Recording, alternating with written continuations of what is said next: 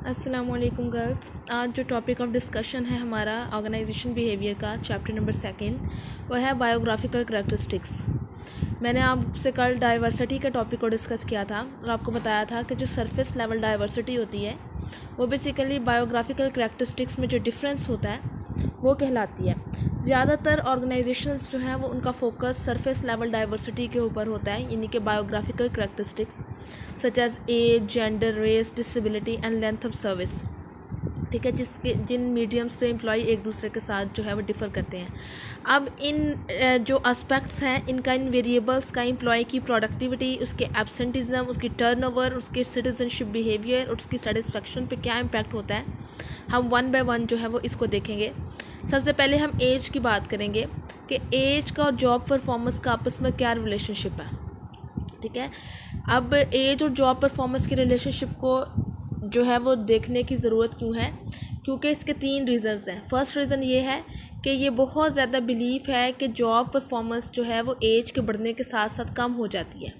अब ये बात ठीक है या नहीं, लोग इस पे बिलीव करते हैं या नहीं, ये एक अलग कहानी है, लेकिन वैसे जो है एक स्ट्रॉन्ग बिलीफ है लोगों का कि जैसे जैसे आपकी एज बढ़ती है आपकी जॉब परफॉर्मेंस कम हो जाती है। सेकंड ये कि ज़्यादातर जो वर्क फोर्स है वो एजिंग है, यानी कि अब जो आजकल हमारे एरिया में जो वर्क फोर्स है, जो एम्प्लॉयज़ हैं ज़्यादातर वो एजिंग एम्प्लॉयज़ हैं, यंगस्टर्स की कमी है। Many employers recognise that older workers represent a huge potential pool of high quality applicants. कि ज़्यादातर एम्प्लॉयर्स ये समझते हैं कि ओल्डर वर्कर्स के पास जो है वो क्वालिटी ज़्यादा होती है और वो ज़्यादा ऑर्गेनाइजेशन को सर्व कर सकते हैं। और इसके अलावा जो है वो ओल्डर वर्कर्स जो हैं उनकी परफॉर्मेंस एज के साथ साथ कम होती जाती है। ये भी एक मिथ है जो कि कंसीडर की जाती है। अब देखें, ये जो फीलिंग्स हैं कि ओल्डर एज का जॉब परफॉर्मेंस के साथ क्या रिलेशनशिप है, इसके बारे में रिसर्च ने डिफरेंट किस्म के एविडेंसेस जो है वो शो किए हैं। अब बारी बारी बातों को डिस्कस करेंगे कि देखें, एम्प्लॉयर्स ये समझते हैं कि जो ओल्डर लोग हैं वो पॉजिटिव क्वालिटीज़ जॉब पे लेके आते हैं। एक्सपीरियंस, उनका जजमेंट ज़्यादा होता है, वर्क एथिक्स उनमें ज़्यादा होता है, वो अपनी क्वालिटी के साथ कमिटेड होते हैं, फ्लेक्सिबिलिटी जो है वो उनमें कम होती है और न्यू टेक्नोलॉजी को वो रेजिस्ट करते हैं, यानी कि पॉजिटिव एस्पेक्ट्स भी हैं और नेगेटिव एस्पेक्ट्स भी हैं। लेकिन अब एज का एक्चुअली क्या इफ़ेक्ट है टर्नओवर पे, एब्सेंटिज़म पे, प्रोडक्टिविटी पे और सेटिस्फेक्शन पे।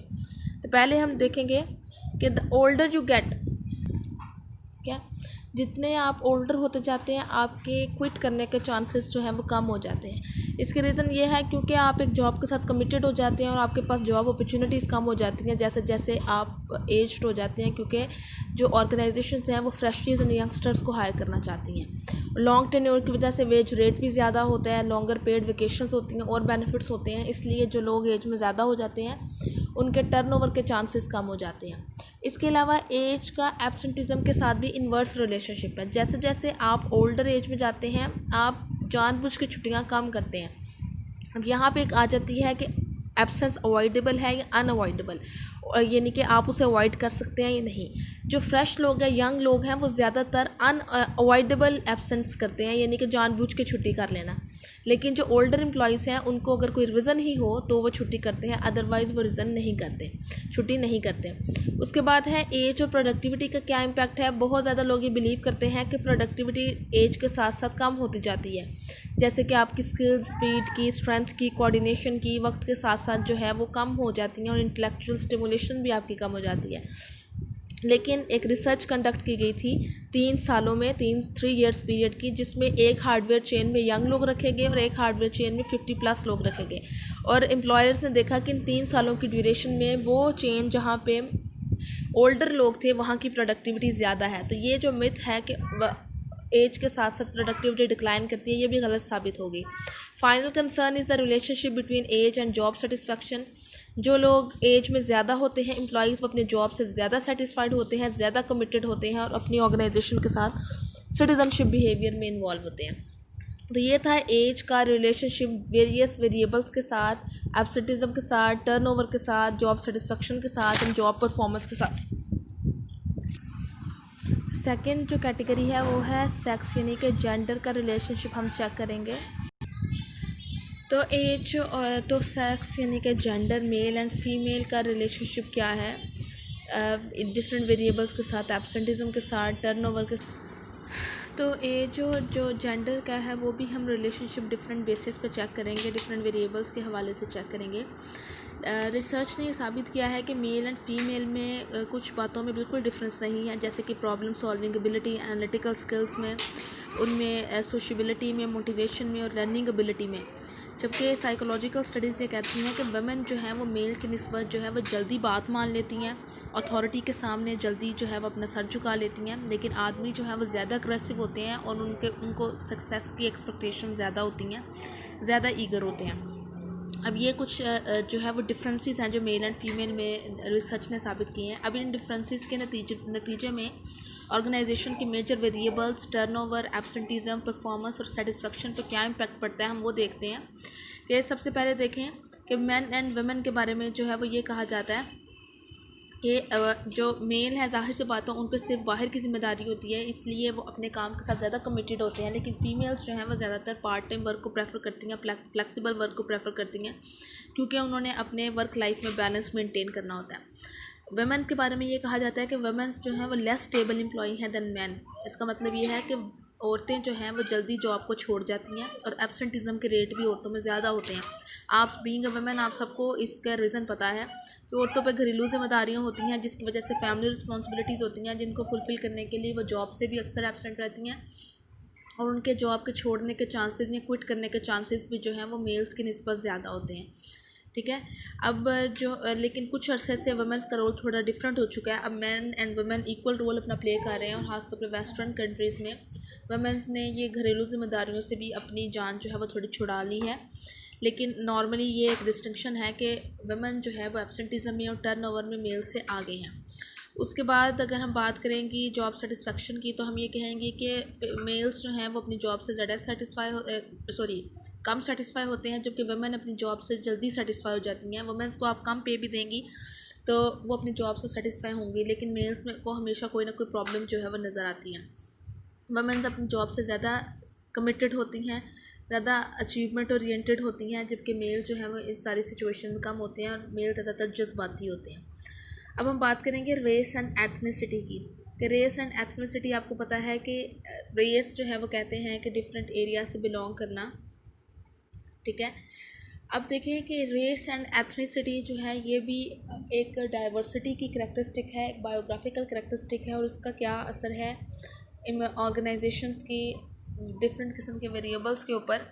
यहाँ पे जो डाटा ज़्यादातर लिखा है वो यूएस का डाटा है, लेकिन मैं आपको कॉन्सेप्चुअली जो है वो थोड़ा सा एक्सप्लेन करूँगी कि रेस एंड एथनिसिटी किस तरह से इम्पैक्ट जो है वो डालती है इन सारे ऑर्गेनाइजेशन की वेरिएबल्स के ऊपर। देखिए ये डिपेंड करता है कि आपकी ऑर्गेनाइजेशन रेस एंड एथनिसिटी को किस तरह से देख रही है। अगर तो आपके ऑर्गेनाइजेशन में अनफेयर डिस्क्रिमिनेशन है, जिस तरह के अब अमेरिकन ऑर्गेनाइजेशंस में अरब अमेरिकन हैं, वाइट अमेरिकन हैं, अफ्रीकन अमेरिकन हैं, लेकिन वहाँ पे अगर प्रेफरेंस वाइट अमेरिकन को दी जाती है तो बाकी जो अमेरिकन हैं वो अपने आप को डिस्क्रिमिनेशन का हिस्सा समझेंगे, और उनकी टर्नओवर और एब्सेंटिज्म के रेट जो है वो ज़्यादा होंगे as compare to the white Americans. इसी तरह से आपकी ऑर्गेनाइजेशन में जो है वो डिफरेंट एथनिसिटी के, डिफरेंट रेस के लोग जो है वो बिलोंग करेंगे। बिल्कुल इसी तरह से है कि अगर पाकिस्तान के ऑर्गेनाइजेशंस में कोई स्याह फॉर्म आ जाए, या कोई हिंदू आ जाए, कोई क्रिश्चियन आ जाए, और हम उसको जो है वह तनकीद का निशाना बनाएं, या उसको इंटरव्यूज़ में या जॉब परफॉर्मेंस पे कम रेटिंग दें, ज़ाहिर सी बात है ये डिस्क्रिमिनेशन कहलाएगी। तो ये बायोग्राफिकल करैक्टरिस्टिक भी ऑर्गेनाइजेशन की वेरिएबल्स पे अपना इम्पैक्ट डालती है कि जब आप उनको परफॉर्मेंस रेटिंग्स कम देंगे, उनके हायरिंग के चांसेस कम होंगे, तो इनके टर्नओवर के रेट ज़्यादा होंगे, एब्सेंटिज्म के रेट ज़्यादा होंगे, वो अपनी जॉब से कम सेटिस्फाई होंगे, और उनकी जॉब परफॉर्मेंस भी कम होगी दूसरे लोगों के निस्बत।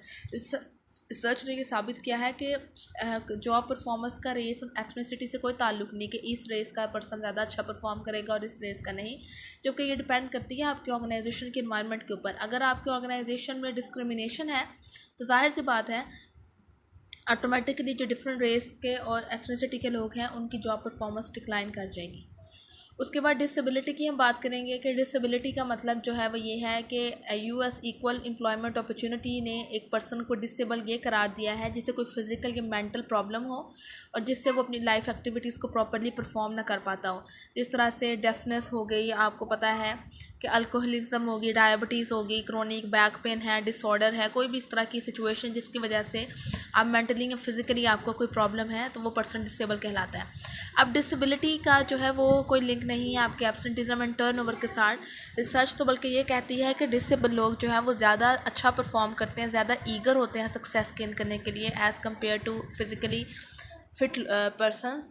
लेकिन यहाँ पे भी डिस्क्रिमिनेशन का एलिमेंट आ जाता है कि वो सीवीज़ जिनमें एक पर्सन क्वालिफाइड है, एक्सपीरियंस है, लेकिन उसकी कोई ना कोई डिसेबिलिटी उसने मेंशन की है, उन सीवीज़ को कम प्रेफरेंस दी जाती है as compare to the CVs जो कि कम्प्लीटली फिट लोगों की होती हैं।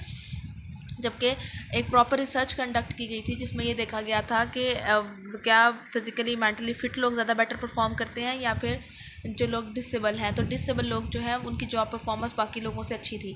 आल्दो के कुछ जॉब्स ऐसी होती हैं, अब डिसेबलनेस दो तरह की होती है, मेंटल एंड फिज़िकल।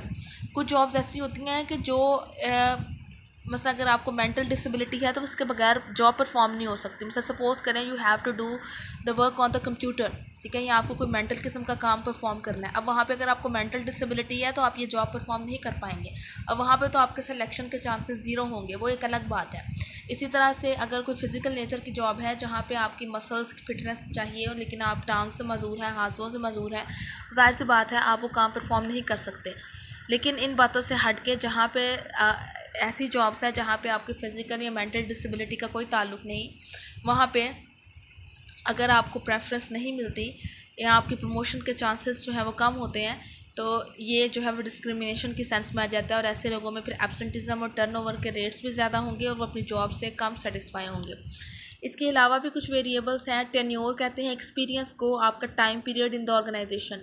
जितना एक पर्सन का ऑर्गेनाइजेशन में ज़्यादा टाइम पीरियड होगा वो सीनियर हो जाएगा उस पर्टिकुलर जॉब से रिलेटेड, और सीनियोरिटी और जॉब प्रोडक्टिविटी का पॉजिटिव रिलेशनशिप होता है। जैसे जैसे आपका टेन्योर ज़्यादा होगा, आपका वर्क एक्सपीरियंस बढ़ेगा, आप जो है आपकी प्रोडक्टिविटी आप होगी, आपके एब्सेंटिज्म के चांसेस कम होंगे और आपके टर्नओवर के चांसेस भी कम हो जाएंगे। जिन लोगों का टेन्योर ज़्यादा होता है, एक्सपीरियंस ज़्यादा हो जाता है, वो अपनी जॉब से ज़्यादा सेटिस्फाई होते हैं दूसरे लोगों की निस्बत। फिर रिलीजन जो है इसका भी इम्पैक्ट होता है कि आपकी एब्सेंटिज्म टर्नओवर के ऊपर। अगर आप एक ऐसी ऑर्गेनाइजेशन में काम कर रहे हैं जहाँ पे आपके हम मज़हब लोग हैं, सेम रिलीजन के लोग हैं, तो वहाँ पे ज़ाहिर सी बात है आपकी मेंटल कंपैटिबिलिटी बन जाएगी और आपके रहने के चांसेस बढ़ जाएंगी, आपकी प्रोडक्टिविटी भी अप होगी। लेकिन अगर आपकी ऑर्गेनाइजेशन में आपके रिलीजन को जो है वो डिस्क्रिमिनेट किया जाता है, तनकीद का निशाना बनाया जाता है, तो ज़ाहिर सी बात है ऐसी ऑर्गेनाइजेशन में आप स्ट्रेस और एंग्जाइटी का शिकार रहेंगे। शायद आप मजबूरी के तहत जॉब तो ज़रूर करें लेकिन आपकी जॉब परफॉर्मेंस अच्छी नहीं होगी, आप सेटिस्फाई नहीं होंगे अपनी जॉब से और आपके एब्सेंटिज्म के रेट ज़्यादा होंगे। अब देखिए ना कि अगर हमारी ऑर्गेनाइजेशन में ज्यूज़ क्रिश्चियंस काम करते हैं तो हमें उनके रिलीजन के अकायद को देखना होगा। क्रिश्चियंस जो है वो सैटरडे को काम करना पसंद नहीं करते, संडेज़ को, और ज्यूज़ सैटरडे को काम करना पसंद नहीं करते। आप उसी दिन उन पर हैवी किस्म के काम का बर्डन डाल दें तो ये सूटेबल नहीं होगा। इस तरह जिस तरह देखें कि हमारे मज़हब में कुछ चीज़ें हराम हैं, अगर आप एक ऑर्गेनाइजेशन में काम करें और वो आपको इन एक्टिविटीज़ पे लगा दें कि अबॉर्शन पिल्स हैं या फिर वाइन्स वगैरह के डिस्ट्रीब्यूशन पे, तो शायद वो आपके मज़हब के मुताबिक नहीं, तो आप मजबूरी में तो वो काम कर रहे हैं लेकिन आपकी परफॉर्मेंस अच्छी नहीं होगी और आपकी सेटिस्फेक्शन अपनी जॉब से नहीं होगी। तो ये रिलीजन का भी ताल्लुक़ होता है ऑर्गेनाइजेशन के मेजर वेरिएबल्स के साथ। यहाँ तक जो है इस टॉपिक को हम वाइंड अप करते हैं। Sexual orientation and gender identity को आप कट कर दें, ठीक है। तो ये आपकी बायोग्राफिकल करैक्टरिस्टिक्स जो हैं वो यहाँ पे ख़त्म होती हैं। हमने बायोग्राफिकल करैक्टरिस्टिक्स देखी कौन कौन सी हो सकती है, एज देखी, जेंडर देखी, उसके बाद हमने डिसेबिलिटी देखी, रेस एंड एथनिसिटी को देखा, टेन्योर को देखा, रिलीजन को देखा, और हमने उनका ऑर्गेनाइजेशन के मेजर वेरिएबल्स के साथ रिलेशनशिप को चेक किया, टर्नओवर के साथ, एब्सेंटिज्म के साथ, जॉब प्रोडक्टिविटी के साथ एंड सेटिस्फेक्शन के साथ। आप इस टॉपिक को खुद भी अच्छे तरीके से रीड करें तो आपको ज़्यादा बेटर तरीके से क्लियरेंस जो है वो इस टॉपिक की हो जाएगी।